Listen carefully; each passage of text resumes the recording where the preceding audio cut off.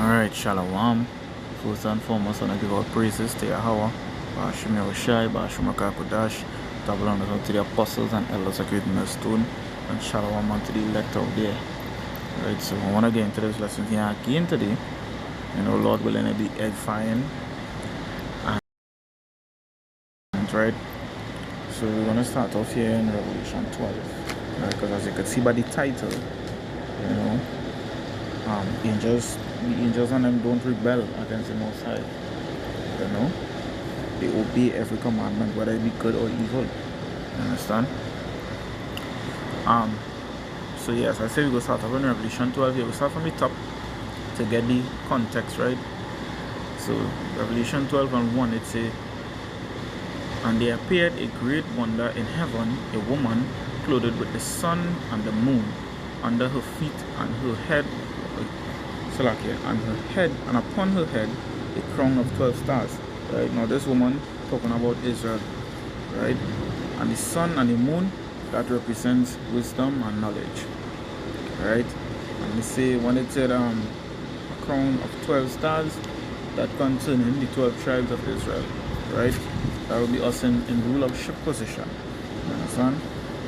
That represents us in rulership position. So verse 2, it reads, "And she being with child cried, travailing in birth and pained to be delivered." You understand? So this just represents here when it is we was under the Roman Empire, right? We were basically suffering, right? We were suffering.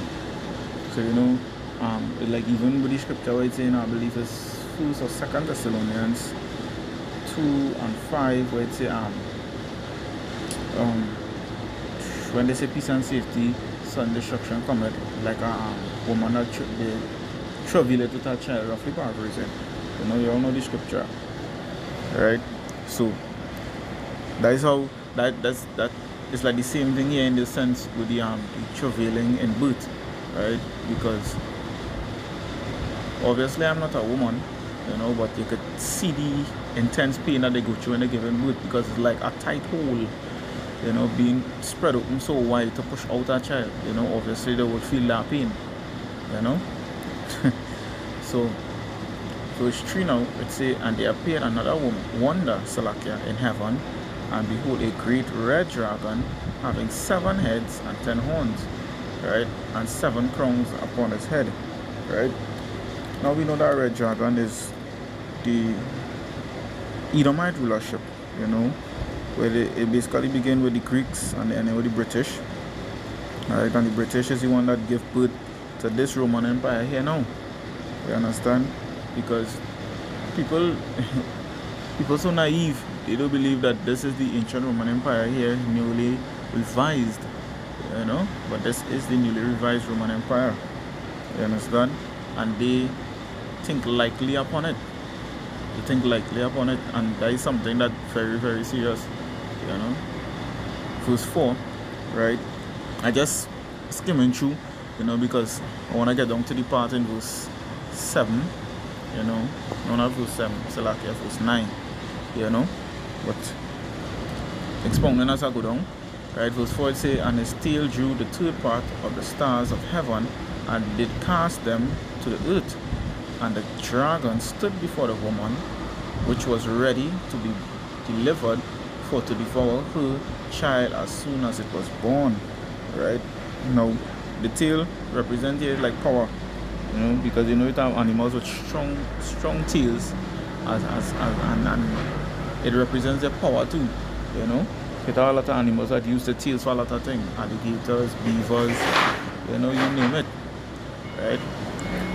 And there are 3 stars, that talking about the 3 tribes of Israel, which at that time was Judah, Benjamin, and Levi.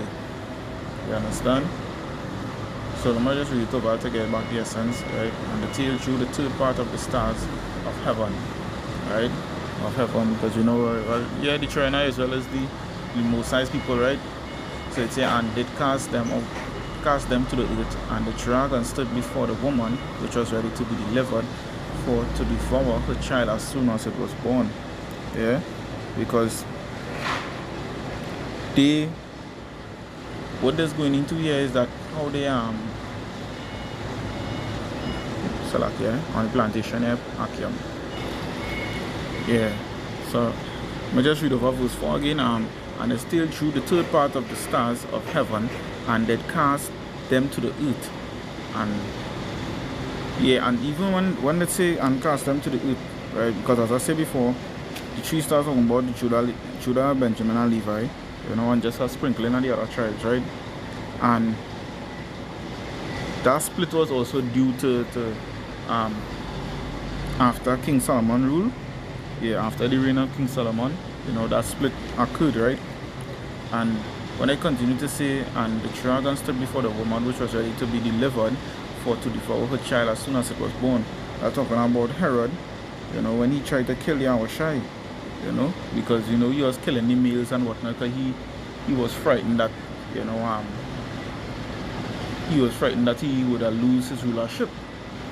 You understand? So he was trying to kill Yahushai at that point in time, right? And verse 5, it says, and she brought forth a man-child, which is Yahushai, who was to rule all nations with a rod of iron.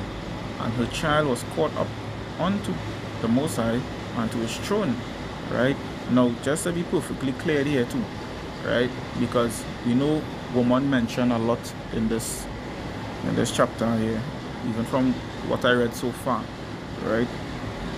Woman represents different things in the scriptures too, right? Because as I said before, in verse 1 there, you know, that representing Israel and whatnot, you know. Then woman in this same chapter representing Mary, you know. But Christians also believe that this whole chapter specifically talking about Mary alone, right, which is being carnal, you know, because Revelation is a very complex book. If you don't have the Holy Spirit, you won't understand the Bible and the whole. But you see, especially Revelation, it's a lot of dark parables and whatnot, you know, metaphors, you know. It's a lot of how to put it. As I said before, dark parables, we'll go with that, you know. So you wouldn't just understand it just so, you know. You really have to get on into it, you know, and get the proper understanding, right? So yeah, and I say verse 5 again, they say, and she brought forth a man-child who was to rule all nations with a rod of iron, and her child was caught up unto the Most High and to his throne. And the woman fled into the wilderness, right, where she had a place prepared of the Most High, that they should feed her 1,260 days, right? And that wilderness basically represent the interior of Africa, right? So now we're gonna get into it in verse 7 here, right? It says, and there was a war in heaven. Michael and his angels fought against the dragon, and the dragon fought and his angels, right? Now, since already run through from verse 1 to verse 6, right? I'll break it down lightly. You know, if you want to get the full understanding of this chapter, you could go back on my same channel and, you know, look for Revelation 12 breakdown, you know, because we did the whole breakdown of Revelation, the whole chapter, well, the whole book, I should say, right? But as I read from verse 1 to 6, you know, basically get the understanding of what's going on there, right? So we know we're not talking about a literal dragon and a literal woman, you know. You get the understanding that, you know, we're talking about the nation of Israel and whatnot, right? And the dragon is basically the Roman Empire, right? The ancient Roman Empire, right? So when they say, and there was a war in heaven, right? Because as I mentioned in a lot of videos, even the brothers around the world said too, there are 3 minutes with the word heaven, right? This heaven here is concerning rulership, right? Because the first heaven is rulership. The second heaven is the Shemayim, I believe it is Shemayim, right? Which is the atmosphere, you know, the ozone layer and whatnot. And then the third heaven is where the Most High dwelleth, you know, which is the fourth dimension. You understand? Which is the spirit realm, right? So we know the heaven that we're dealing with here now is the first heaven, which is rulership, right? And this representing is when these Edomites was in power, right?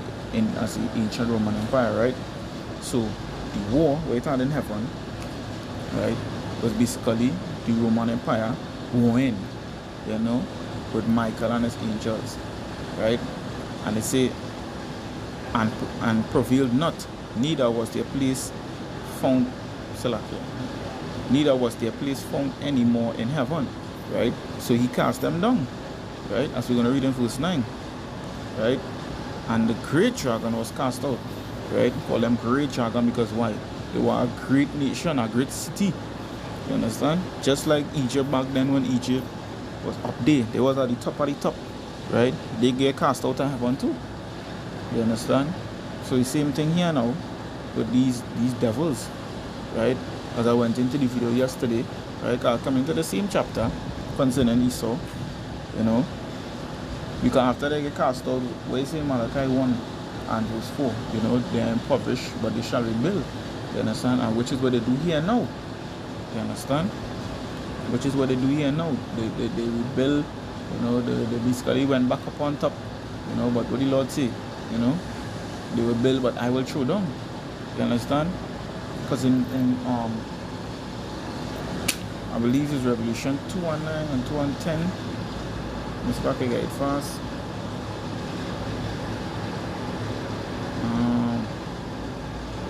No, it's not 2:9. Saying the wrong thing. Salakia. No catch. Like something else I was thinking about, but is second is just 9. It's 9, 6 and 9, I think. Yeah. Second is just 6 and 9. Yeah, I'll read from 9 because I want to get into the angels, right? So it basically say, for Esau is the end of the world and Jacob is the beginning and follow it, right? And this also proving that we need end right now. You understand? Because these devils still in power. And due to the prophecies unfolding one after the next according to scripture, you know, we know this is the end time here. And these devils, right, which is Esau, Edom, the so-called white man, are the ones in power right now. And they are the ones that, you know, pushing their false doctrine and pushing all these lies and making the place more and more worse, right? And the Lord basically telling me, hey, we're going to rule after, right? Because right now China believing that they're going to get the next kingdom, basically. They're going to be ruling next, you know? But it's not so. Yahushua going to step in and put an end to all of that, you know? Okay, you can get an account in Daniel 2, I believe, you know, where concerning the divine kingdom, which will be the last kingdom, you know, which is ours, because we're going to be ruling forever, you know, under Yahushua, under King David, you know. So that's how we're going to be, right? So let's go back to the Revelation 12 verse 7, I believe. Actually, no, verse 9, right? So we're going to get into the nitty-gritty here. So Revelation 12 and 9 is saying that the great dragon was cast out, and that old serpent called the devil, it's Satan, right? Which we did countless videos on, right? That old serpent, when you go into the word serpent, it means a cunning and treacherous person, right? So, you know, again, Job 9 and 24, which is given into the hands of the wicked, which we know is these devils, right? Because we just read in the second address, right? Esau is the end of the world, right? Which meaning to say they're ruling right now, because we know we're coming to the end of the world, right? Which that world just going into aeon, which is age. You understand? The earth itself not going to pass away, but you know, the rulership of these devils, right? So it's it that devil as Satan, right? Devil means deceiver, you know, because they deceive the whole world, which you will get our account in Revelation also. You know, I ain't gonna get into all of that. Right? Satan means adversary, right? He's our enemy, you know, which deceived the whole world. He was cast out into the earth, and his angels was cast out with him, right? So, the ancient Roman Empire and his angels, right, which is his armies and all these things, basically the people that were serving under him. You understand? People that were serving under him, and that is what this is talking about.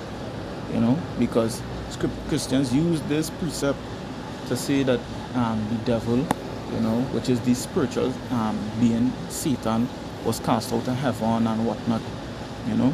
And I start with this precept first to give you the proper breakdown, and then I'll back it up with other precepts, you know. So yeah, it said the angels were cast out with him, right? So they were cast out of their rulership position, right? So we understand that now, to back up what I was saying, right? The angels and them, they don't rebel against the Most High, right? So we'll go with Psalms 103 and verse 20, right? Now it says, bless Yahweh Bashmir Shai, ye his angels that excel in strength, that do his commandments, hearkening unto the voice of his word.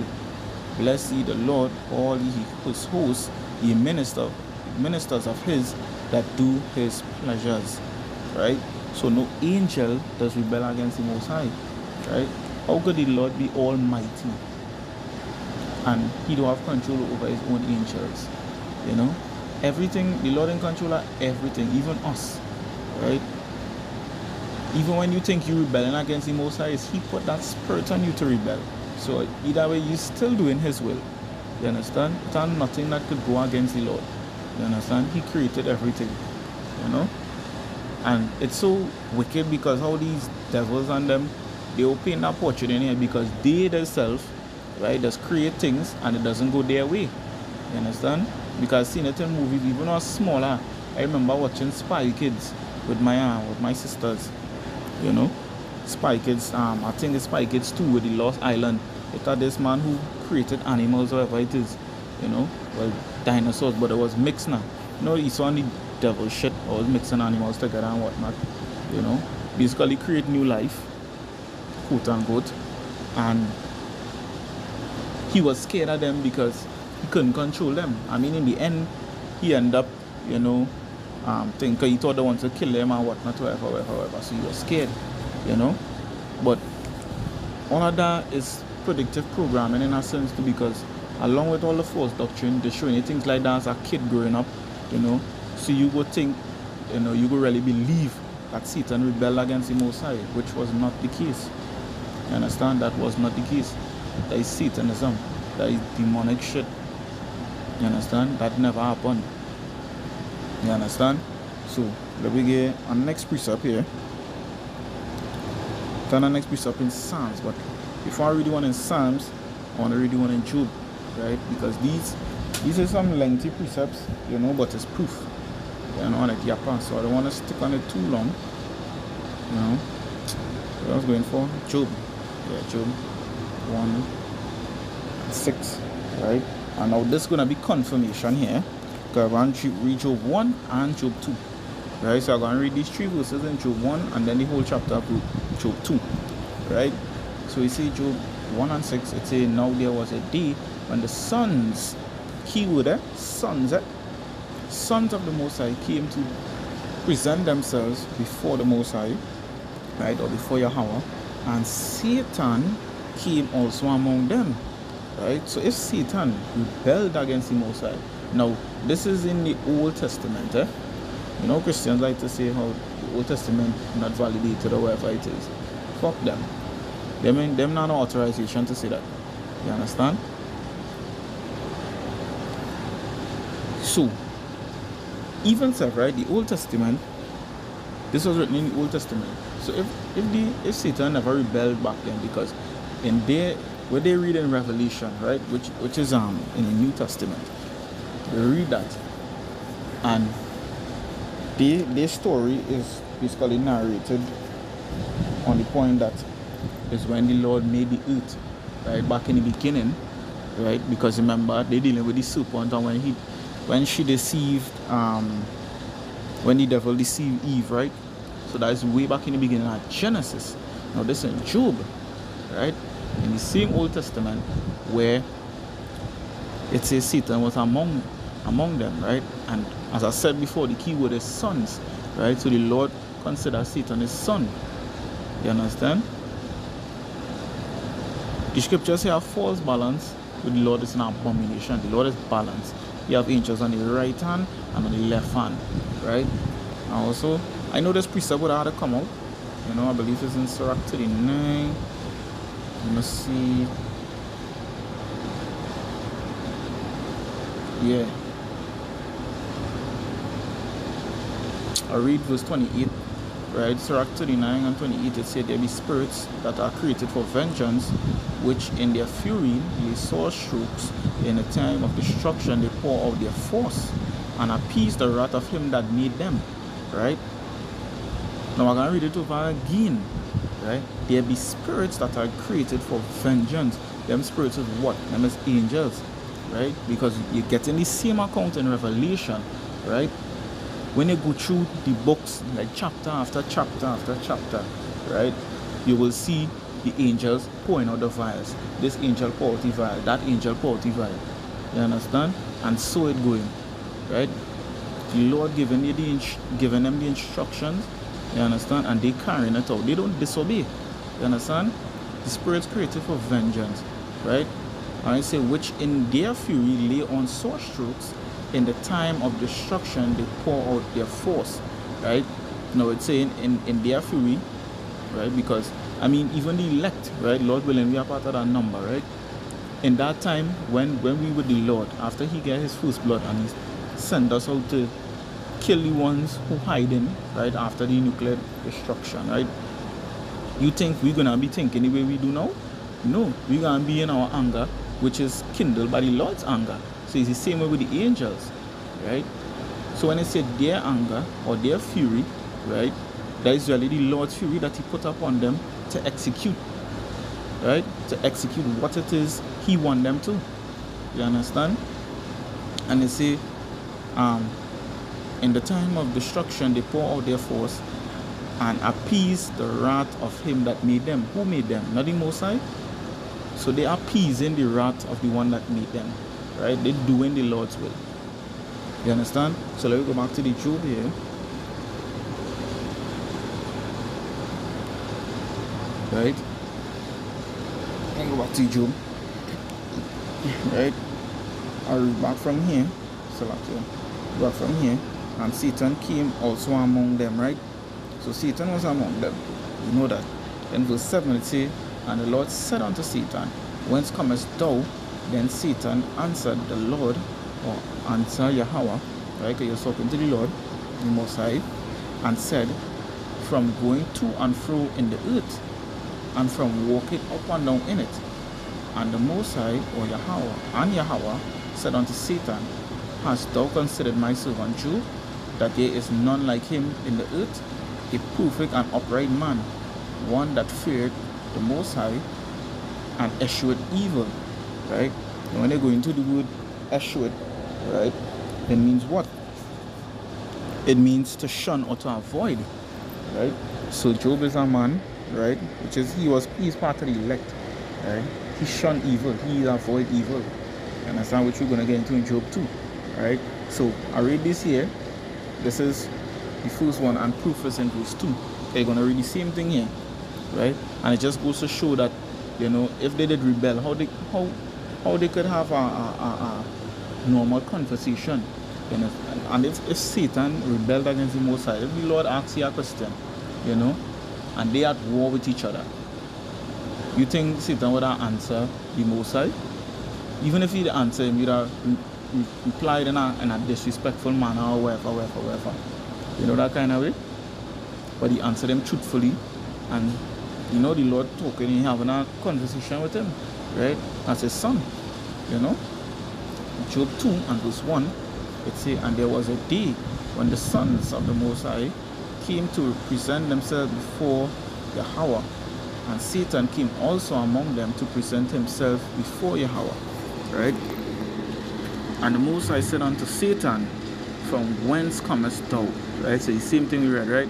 And Satan answered the Most High and said, from going to and fro in the earth, and from walking up and down in it.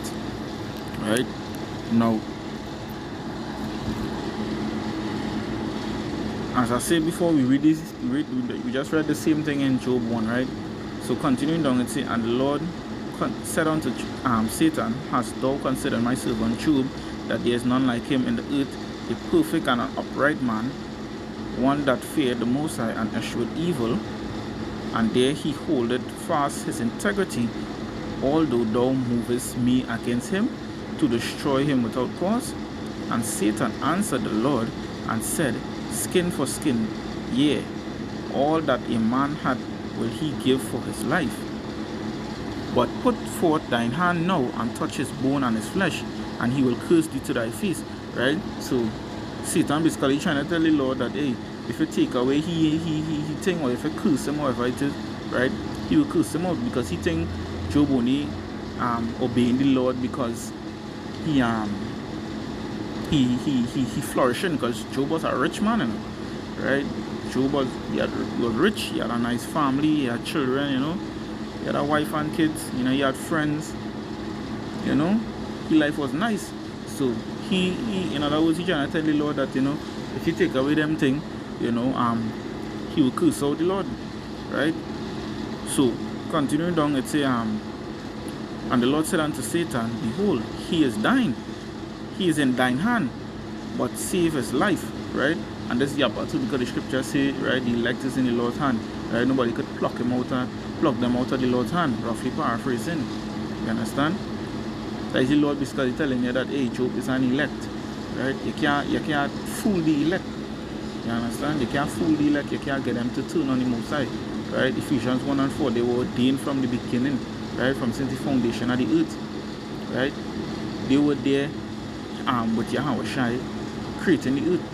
You understand? Because Yahweh created Yahweh Shai, and Yahweh Shai created the elect, the angels, and everything else. You understand? Through the order of Yahweh. You understand? So that is how that go. Verse 7 says, So went Satan forth from the presence of the Most High, and smote Job with sore boils from the sole of his foot unto his crown. Right? So there's Satan here now trying to you know, show the Lord that, hey, he could think or whatever.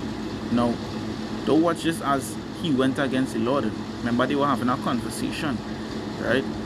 And as it's saying in Romans 15 and 4, right? Everything written at 4 times was written for our learning. So it had a reason for this, right? It had a reason for this. Because even in this time here now, you read this back and you will know, well, hey, you know, that the Lord trained you that nobody could deceive him. And when the Lord say, hey, if it's so, it's so. You understand? So when Slack here, where reach here? The Lord said to Satan, right? Yeah. So the Lord basically tells Satan that, hey, he's my servant, you know, that is a elect, right? And Satan was like, well, alright, you know, so he went and smite him with sore boils from the feet to his crown, right, which is from head to toe, right? Verse 7 say, that's 7 Salakia. Verse 8 it say, and he took him a potsherd to scrape himself withal, and he sat down among the ashes. Then said his wife unto him, Doest thou still retain thine integrity? Curse God and die. Right? So that's how wicked his wife was. You understand? Because, and that is how wicked these women is on the whole, and they're weak. Because, as he gonna say here, you know, you're gonna receive blessings alone, but not evil. You understand? Which evil means bad. You know, or bad times. So, you can't just expect the Lord to give you something good and then, you know, you ain't get no some kind of thing, especially in this lifestyle here, you know, because we are in the truth. Again, was written at 4 times, was written for our learning, this for us to know too, right? Because if it is, you seeing things going good, especially, you know, in this wicked kingdom, right? You know things going good, you ain't gonna expect it to go good right through because you're in the truth, you know. I mean, you're gonna be more happier because you know the truth and you understand it. When things bad happen, you know why it's happening. You know, you say, all praises to Yahweh, you know, because this happening, that happening. You know, if you get a little chastisement, you get affliction, whatever it is, you know the Lord dealing with you. You understand? Because these tutors and them, most of these heathens, they don't even in that mindset, right? Bad things has happened to them too, yeah, but they tell themselves it's a setback or what it is they're trying to accomplish, or they just coast out, whatever, and they just go and commit more fornication and more wickedness. You understand? So, hold on. Right? So, in verse 10, he said, but he said unto her, thou speakest as one of the foolish women speaketh. Right? So he tell your wife that you or how we go say in Trinidad, like here, you know, you talking and start shit like this, just like this, just a woman and them. You understand? And he said, what shall we receive good at the hand of the Lord? And shall we not receive evil? In all this did not Job sin with his lips? Right? So Job didn't blaspheme the Lord. Right? He know the Lord working with him because why? He received affliction, received things. And look who did it. Satan. Right? Because it had angels on the right hand side and angels on the left. As we read in Sirach 39:28. Right? They be spirit creatures for vengeance. You understand? Satan is one of those angels that were created on the left hand side. You understand?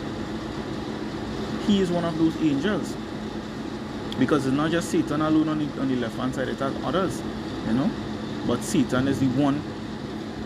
He is like I don't want to say he like Yahushai, but you see how Yahushai is like the head general then on the right hand side. Satan is like the head general now on the left hand side. You understand? But of course Yahushai over Satan. We know that, you know. But it's like it's the show now, boy.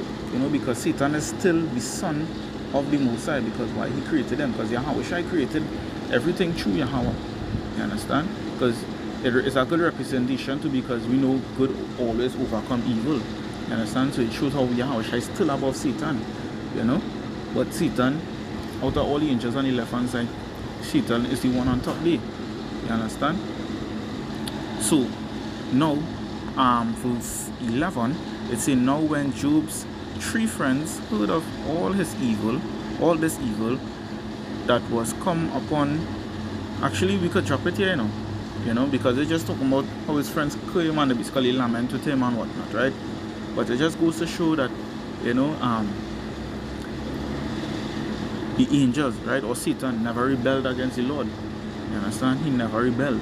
And I'll get one more precept here, you know, and then I'll lock it off. Psalm 78. And it's just from verse 41. Not sure.